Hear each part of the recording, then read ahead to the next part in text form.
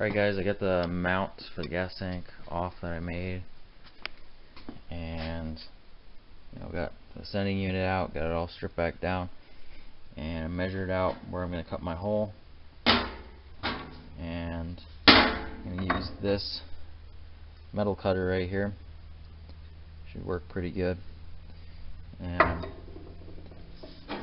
then I'll clean up the metal really good. This has some kind of powder coating on it.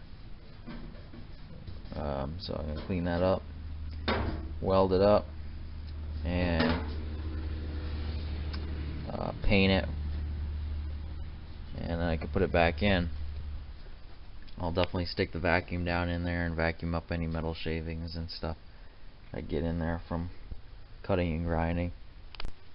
Alright guys, there's the filler neck welded on.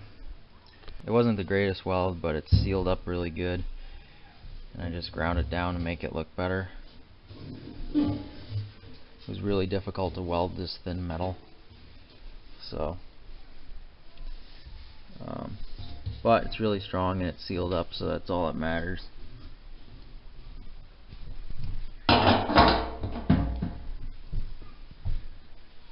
I'm not sure what I showed last. I think I showed that I welded on this filler neck, but anyway, if I'm repeating myself, bear with me.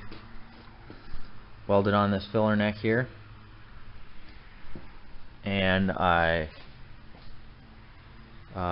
welded up those holes where those things came out, vent tubes or whatever.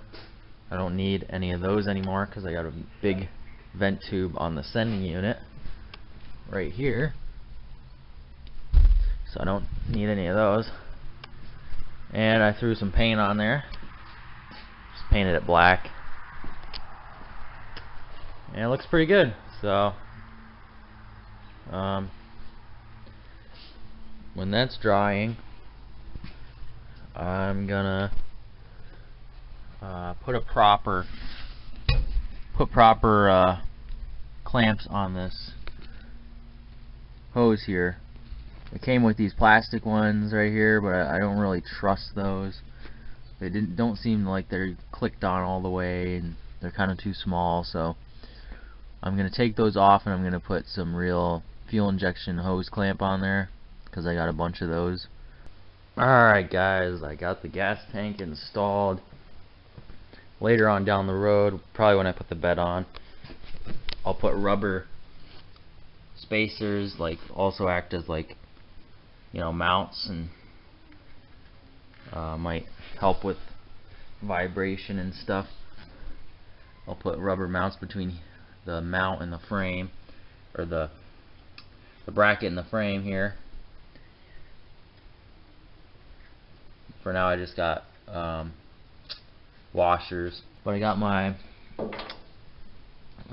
this is fuel injection rated hose here. It's the only thing you want to use on an LS swap, and you don't want to use much of it. I only got 1 foot of each here. It's gonna be fine. I double clamped it around the bubble. There's the bubble, same here. And I got these AN6 adapters, or these fittings that go from, this one is 5/16 hose to AN6, and then this one is 3/8 hose to AN6. And then the rest of this, all the way up to the fuel rail, is going to be braided stainless Teflon. And I didn't talk too much about the braided stainless Teflon. This is stainless braided Teflon lined, which means instead of rubber on the inside, it has Teflon. Now the reason you want to use this kind compared to the rubber is because it does not break down like rubber does and wear out and crack, and this will last a long time. You can see there's Teflon in there instead of rubber. That white stuff you see in there, my camera doesn't want to focus, but that's Teflon. And then on the outside you have stainless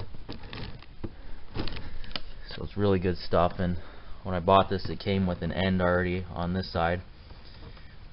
It's just like kind of a compression style fitting.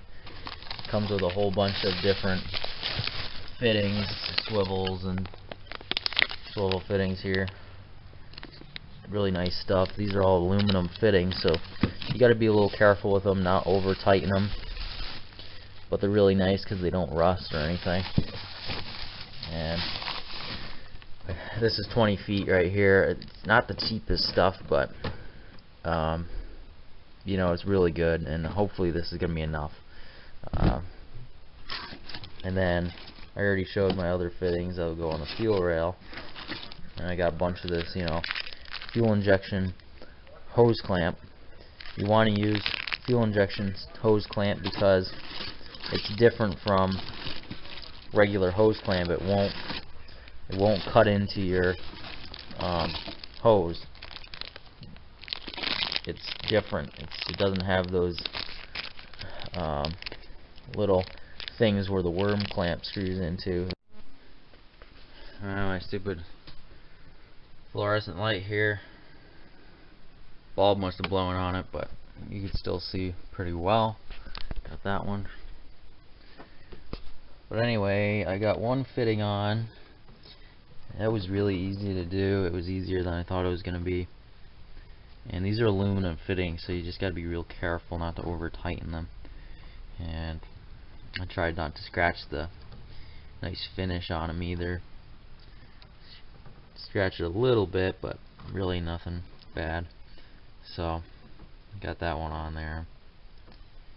And I thought you had to use Teflon tape or something, but I did some research and you don't need that. You just need like a drop of oil.